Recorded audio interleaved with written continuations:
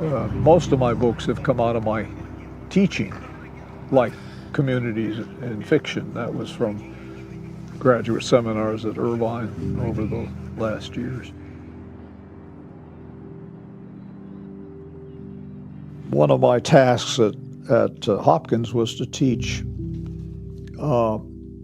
undergraduate and graduate courses. And my main task, I was the Victorianist, so I had to teach Victorian novel.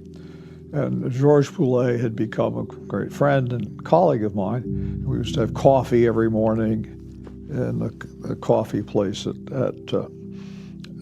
Hopkins and talk about this and that. But I was teaching because I thought I ought to include Trollope in my lists along with George Eliot and Dickens and so on. And I chose somewhat arbitrarily because I was totally ignorant. Barchester Towers.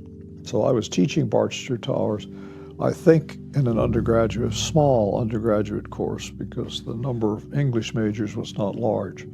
And I complained to Poulet and said, George, I'm teaching Trollope's Barchester Towers, and I don't know I don't have anything to say about it.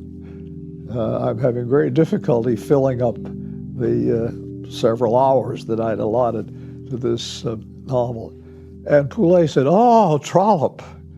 And it at that point turned out that Poulet was a great reader of Trollope, that he had read all of Trollope's novels.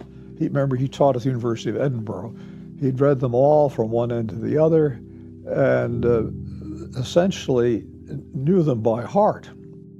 The main thing I remember, but it's important still for me, was his notion that Trollope's novels express he didn't use the terminology of the narrator, express what he called a collective consciousness of a community. A fascinating idea, and one that I would now be a little dubious about, though it does describe something, I think, for him. And the narrator, according to him, of Trollope's novel speaks for that collective consciousness. So the consciousnesses of all the characters, remember, consciousness is the big term for Poulet. He's a critic of consciousness. All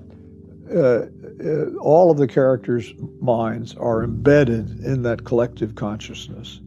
And it's that justifies, according to, or explains, according to Poulet, another key term in his reading of Trollope, the transparency of the characters to one another, a kind of intuitive understanding of what the other person is saying. I would qualify that by saying that these late novels, especially ones I've been reading, the characters do not know what the other person. It's there to some degree, and you get notations that say he knew exactly what she was thinking from various clues and so on. But I think that idea of transparency was, in Poulet's case, exaggerated. But it made me realize that there was really something to do with teaching and understanding Trollope. So it was a decisive moment in my understanding, to me, that two of the greatest teachers that I've had, neither of whom was a Trollope specialist, Bongiorno and Poulet as a colleague teacher, were great Trollope fanatics, I would have to say. I mean, imagine that.